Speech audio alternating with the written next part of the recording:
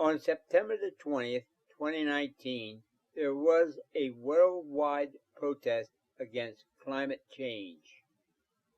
The protesters demanded that the nations of the world take immediate action. President Trump has withdrew the United States from two agreements, the one at Kyoto and the other is the Paris Accords. And if my understanding of these two treaties is correct, I agree with him 100%. In both accords, the United States has to begin immediately reducing carbon emissions, while in the Kyoto Accord, Japan, Malaysia, and other nations were given anywhere from 3, 5, 7-year grace periods, and China and India didn't have to do a damn thing until 2030. The same was true in the Paris Accords. Certain European nations were given a 3 to 5 to 7-year grace period. If these nations were serious about cleaning up the environment, they would have got on the boat at the same time and left the pier at the same time. There wouldn't have been none of this grace period bullshit. These are the kind of deals that Democrats are noted for, giving the nations of the world a free ride on the American dime.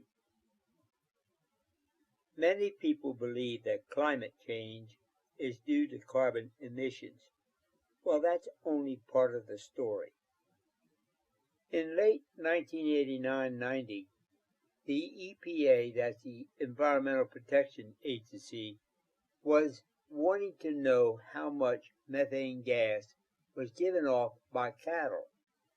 So they went out into area, Michigan, Illinois, and Indiana, and they went looking for farms that had at least 100 head of cattle. They found a dozen or so. So what they wanted to do was to seal off the top of the barn, collect the methane gas, and then bottle it, and at the end of 6 months, they wanted to measure the amount of gas that was collected. Well, they were astonished at the volume of the gas they got or collected. It would have powered New York City for a whole day or so. Now, I know some of you are asking, well, where in the hell does methane gas come from? You eat, don't you? Your dog eats. Your cat eats. If you got a horse, he eats.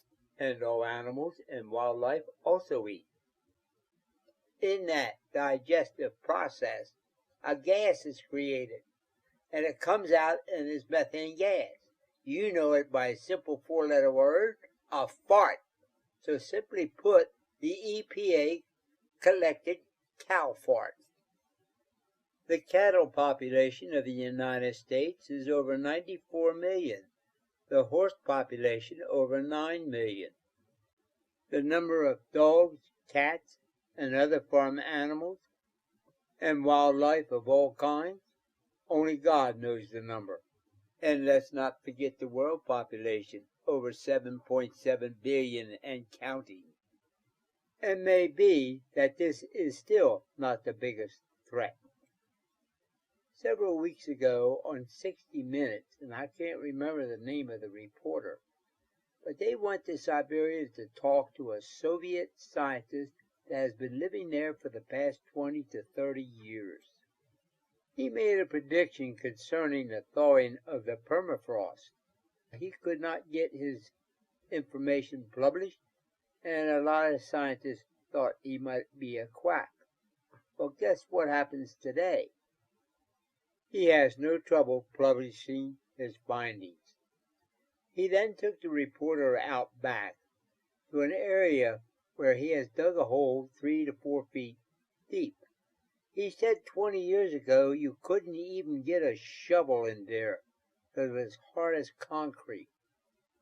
So, is permafrost thawing? If so, his calculations show a real disaster on our hands.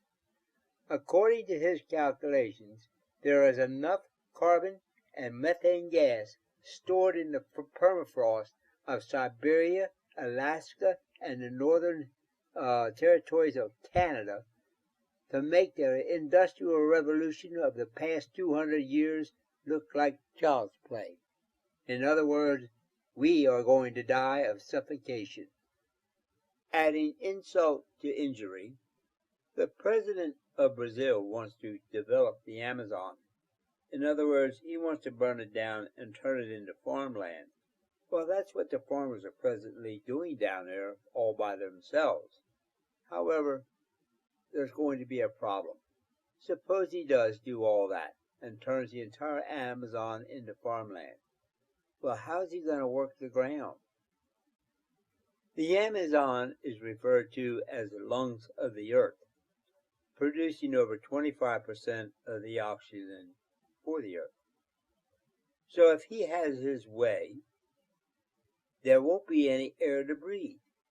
But at least he can stand there with his oxygen mask on and look at the wonderful farmland he's created, even though he can't use it for the simple reason there's not enough air for people to do any kind of work. A wonderful idea by the president of Brazil, isn't it? Now let's return to the 60-minute piece on the permafrost and the former Soviet scientist and his idea. He believed that trees helped warm the permafrost, so he cut them down. But the big factor is the snow. Years ago, thousands of years in fact, he said there were large animals on the permafrost.